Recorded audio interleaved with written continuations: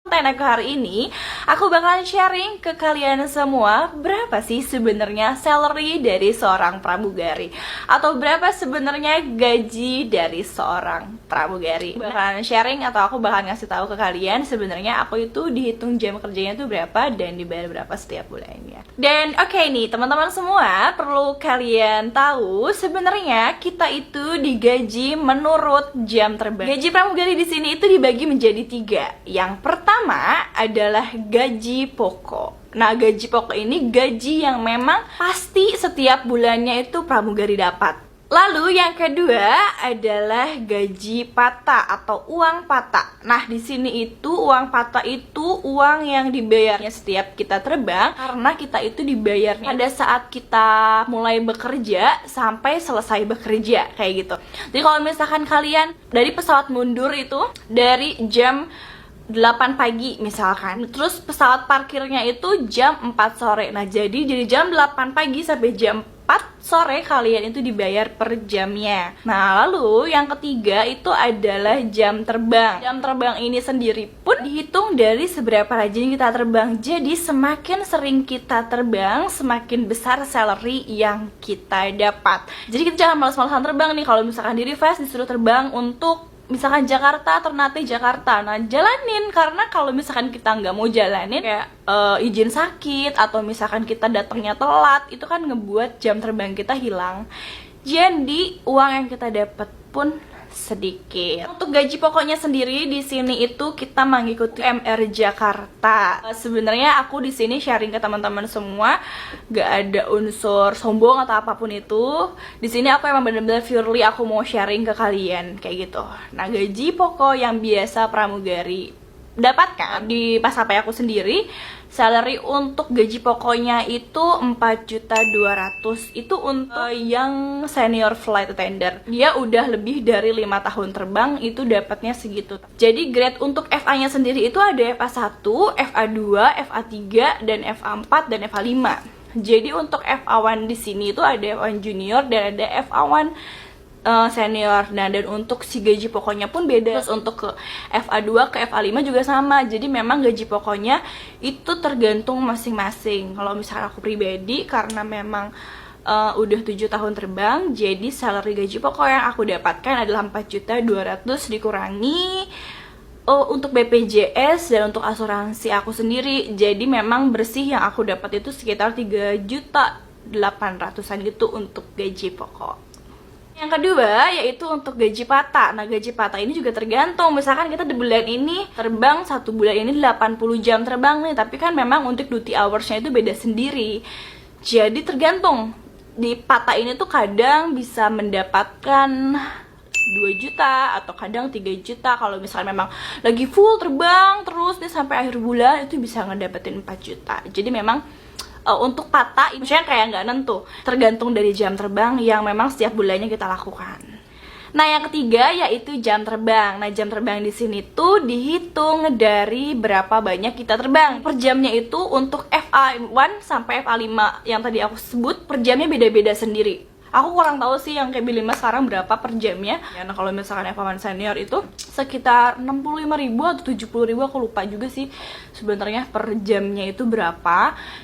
Jadi tinggal kalian kali ini, misalkan bulan ini aku terbang 80 jam atau misalkan 90 jam, tinggal dikali dari 80 jam dikali 70.000. Nah, itu salary yang bisa kalian dapetin. Nah, biasanya kalau misalkan mendapatkan jam terbang 90 atau 100 jam, itu biasanya FA1 dapetin itu sekitar 10 atau 11 juta setiap bulannya. Gitu teman-teman semua.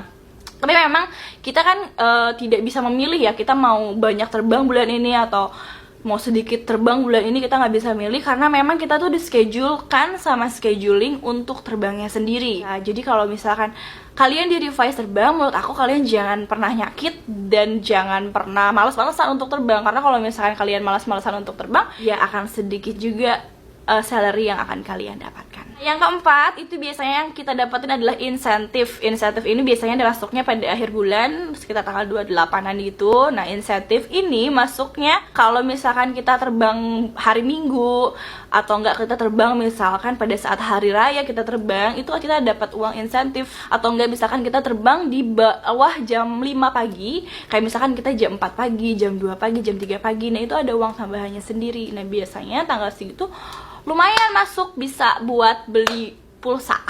Nah, mungkin banyak yang nanya, Kak, emang nggak dapet uang transport ya atau apa kayak gitu. Kita memang tidak mendapatkan salary untuk transport karena untuk Batik Air atau Lion Group sendiri, perusahaan ini tuh menyediakan dormitory dan transportnya, menyediakan tempat tinggal, mes, dan transportnya. Transportnya itu selalu ada ya, setiap 30 menit sekali pergi ke bandara. Jadi memang kita itu tidak mendapatkan uang transport karena memang disediakan. Nah, kalau misalkan banyak-banyak nih teman-teman pramugari yang nggak tinggal di dormitory, nggak tinggal di mes, pada akhirnya dia tinggal di luar, ya berarti dia harus mengeluarkan budget sendiri untuk tempat tinggal dan untuk transportnya. Jadi kemungkinan biasanya itu yang tergantung sih, prosesnya tergantung grade, tergantung FA1, FA2, FA3, FA4, dan FA5, dan tergantung dari jam terbangnya. Karena semakin kita lama terbang itu bayarannya semakin tinggi dan semakin beda, dan semakin banyak kita terbang bayarannya pun semakin tinggi, semakin beda juga. Jadi memang tidak menentu untuk salary yang biasa pramugari dapat, tapi biasanya kebanyakan itu biasanya nih pramugari itu mendapatkan salary kasih tahu nggak ya? Kasih tahu ya.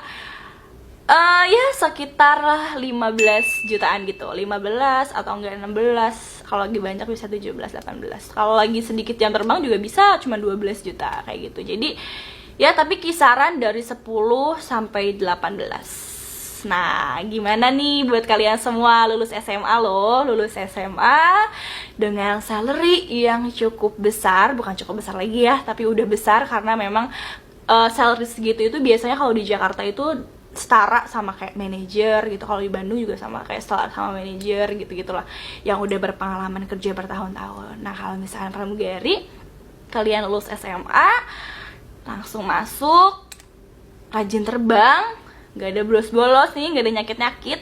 Nah, salary yang bisa kalian dapetin itu kisaran segitu. Nah, gimana? Mau nggak?